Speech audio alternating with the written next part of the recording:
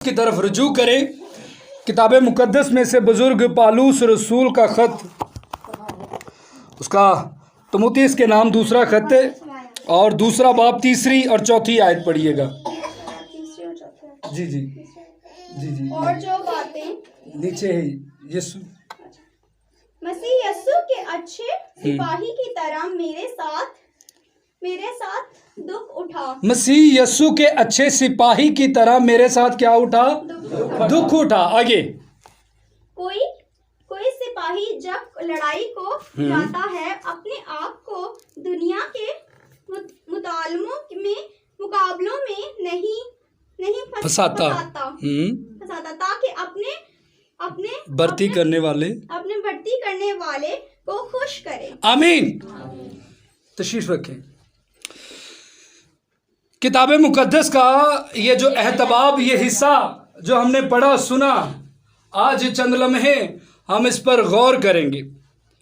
याद रखें, तीसरी आयत मुबारका में खुदा का बंदा बुजुर्ग पालूस रसूल तीमुथियुस को खत लिख रहा है। किसको खत लिख रहा है? तीमुथियुस को खत लिख रहा है।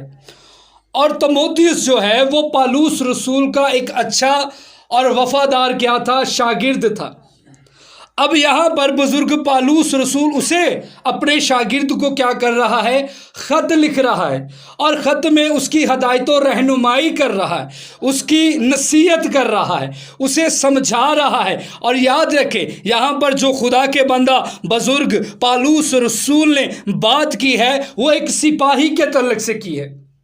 वो एक मसीह यीशु के अच्छे क्या बन?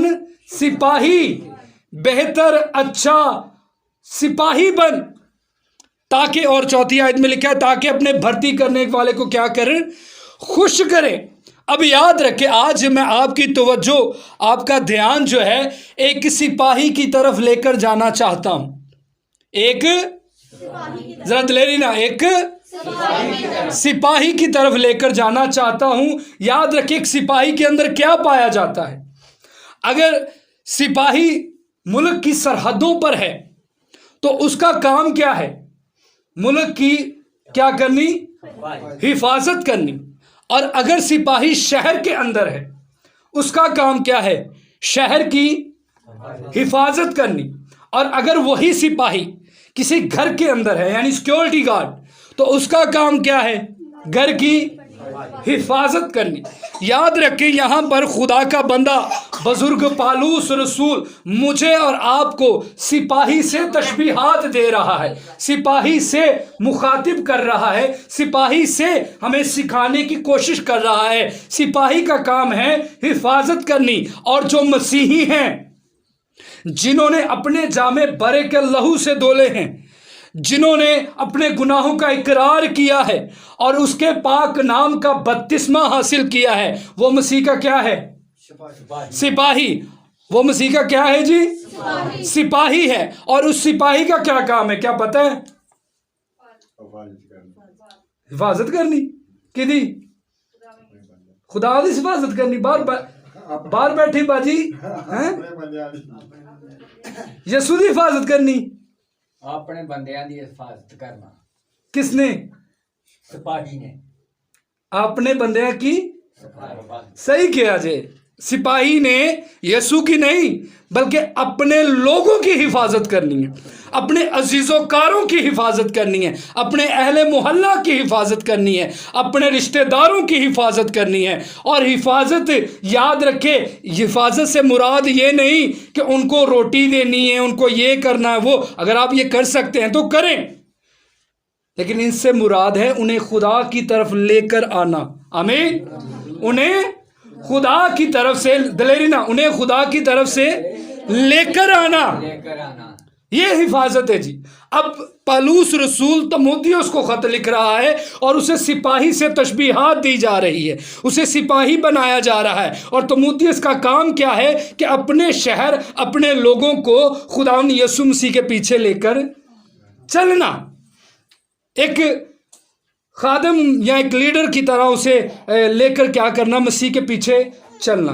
अब याद रखें, अगर हम सिपाही की जिंदगी पर गौर करते हैं तो सिपाही की जिंदगी में ये उसका मकसद तो है, लेकिन इस मकसद के दौरान उसे दुख उठाना बहुत जरूरी है। उसे क्या उठाना जरूरी है? दुख उठाना जरूरी। क्या लिखा है? मेरे साथ क्या उठा? दुख उठा। मेरे साथ दुख उठा।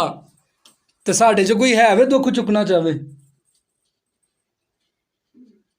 हूँ खामोश हो गए। दुख तो पहले ही रोन लग कोई भी नहीं दुख चुकना चाहता, कोई भी नहीं दुख चुकना चाहता। लेकिन याद रखे, अगर आप मसीह में दुख नहीं उठाते तो आप उसके सिपाही भी नहीं हैं।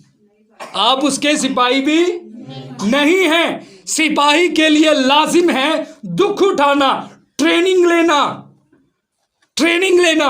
अगर कोई शख्स कहता है कि मैंने फौज में भर्ती होना है और वो कहता है मैं ट्रेनिंग नहीं करूंगा, तो क्या फौजी उसे भर्ती कर लेंगे? नहीं करेंगे। फौजी भर्ती होने के लिए लाजिम है उसे ट्रेनिंग चाहिए, और ट्रेनिंग में दुख उठाना पड़ेगा। ट्रेनिंग में दुख उठाना पड़ेगा। यकीन माने मसीही जिंदगी भी ऐसी है। तौबा बपतिस्मा लेना काफी नहीं है, मसीह के नाम में दुख उठाना एक सिपाही की पहली तरजीहात है। और आज हम दुख उठाना पसंद नहीं करते। हम दुख उठाना पसंद नहीं करते। हम ये कहते हैं भाई रब यसु बाप अब बीमारी क्यों आई है, कमजोरी क्यों आई? याद रखे, दुख उठाना आपके लिए जरूरी है, क्योंकि इसी से आप कामिल हो सकेंगे, इसी से आप बहाल हो सकेंगे, इसी से आप खुदा के हजूर मकबूल नजर ठहर सकेंगे।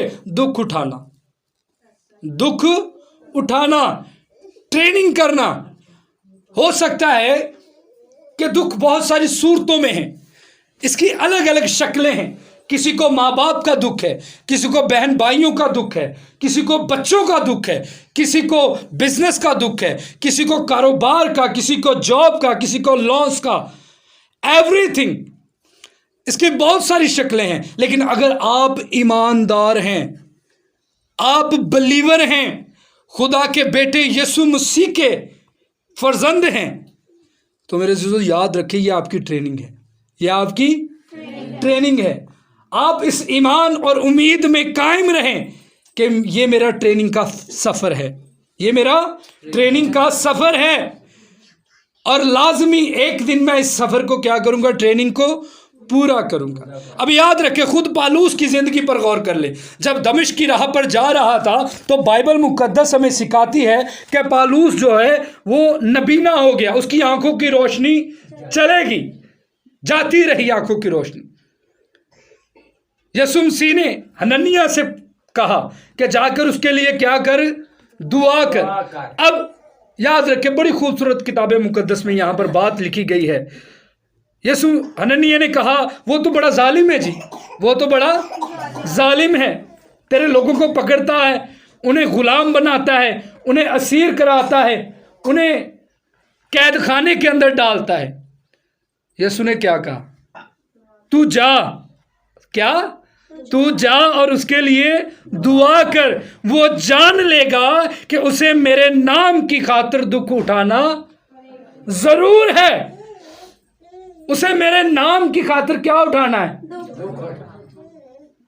ते पालूस की बने यीशु दा सिपाही, ते सिपाही दा की काम में?